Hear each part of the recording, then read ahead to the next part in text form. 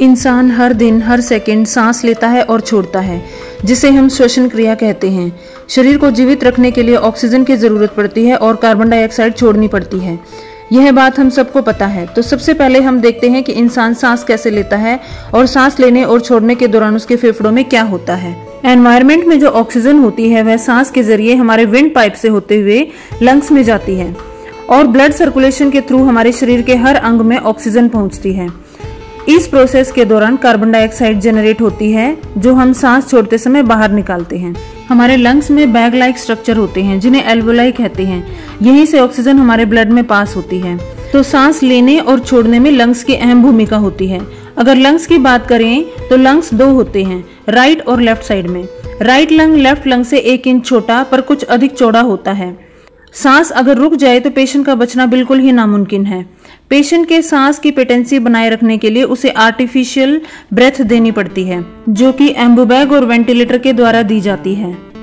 तो आज इस वीडियो में हम वेंटिलेटर के बारे में डिटेल्स में जानेंगे।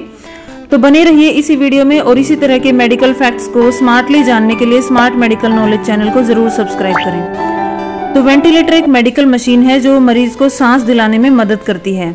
इसे हिंदी में श्वसन यंत्र या वायु प्रदायक यंत्र भी कहते हैं। ये 2-3 शब्दों से मिलकर बना हुआ होता है।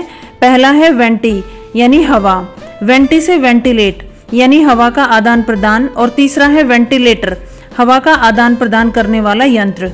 यह उन मरीजों में लगाया जाता है जिनको सांस लेने में कठिनाई हो रही हो या सांस बिल्कुल भी नहीं ले पा रहे हों, जिससे पेशेंट की लाइफ को बचाया जा सके। अब वेंटिलेटर की जरूरत कब पड़ती है? जब मरीज खुद से सांस नहीं ले पाता या रेस्पिरेटरी फेलियर में होता है। सांस रुकने या न लेने के बहुत सारे कारण होते हैं, जैसे कि फेफड़ों की गंभीर बीमारी में। फेफड़ों की गंभीर बीमारियां जैसे कि निमोनिया, कोविड-19, acute respiratory distress syndrome, asthmatic attack. दूसरा, दिमाग या रीढ़ की हड्डी की चोट लगने की वजह से अगर पेशेंट सांस नहीं ले पाता है। तीसरा, गर्दन या छाती की चोट में सांस लेने में रुकावट हो जाती है, या हैंगिंग या पॉइजनिंग वाले पेशेंट्स में। चौथा, हार्ट अटैक, कार्डियक अरेस्ट या शॉक वाली कंडीशन में। अगर खून में ऑक्सीजन का लेवल कम हो जाता है और कार्बन डाइऑक्साइड का लेवल बढ़ जाए और कार्बन डाइऑक्साइड बाहर नहीं निकल पाती, तो पेशेंट को वेंटिलेटर की जरूरत पड़ती है। अगला, सर्जरी के दौरान मरीज को बेहोश किया जाता है तो वह खुद से सांस नहीं ले पाता, इसीलिए उसे इंट्यूबेट करके वेंटिलेटर लगाया जाता है, ताकि मरीज को सही और पर्याप्त सांसें दी जा सके और उसकी जान बचाई जा सके। अब हम देखते हैं कि वेंटिलेटर कैसे काम करता है। क्या आपने कभी सोचा है कि वेंटिलेटर कैसे काम करता है? चलिए आसान भाषा में समझ लेते हैं, ज्यादा दिमाग लगाने की जरूरत नहीं पड़ेगी। देखिए, जब कोई व्यक्ति खुद से सांस नहीं ले पाता तो उसे कुछ खास प्रकार के ड्रग्स देकर उसे बेहोश कर दिया जाता है।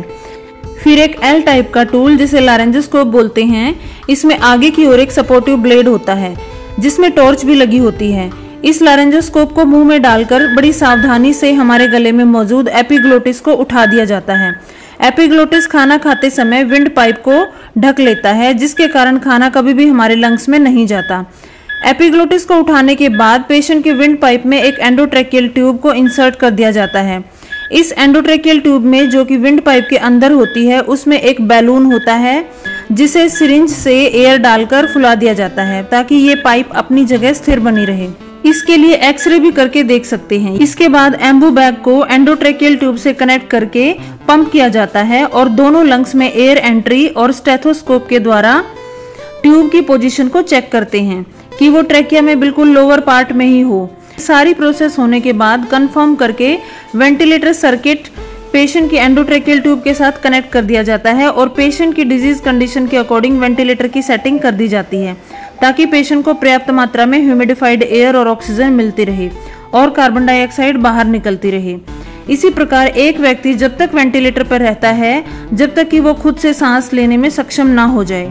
और इसी प्रोसेस में ऑक्सीजन और कार्बन डाइऑक्साइड के लेवल को बार बार एबीजी करके चेक भी किया जाता है ना? बिल्कुल आसान शब्दों में वेंटिलेटर की पूरी जानकारी। तो अगली वीडियो में हम वेंटिलेटर मोड्स के बारे में बताएंगे। अगर आपको वीडियो अच्छी लगी हो तो कमेंट बॉक्स में जरूर लिखना। Thank you.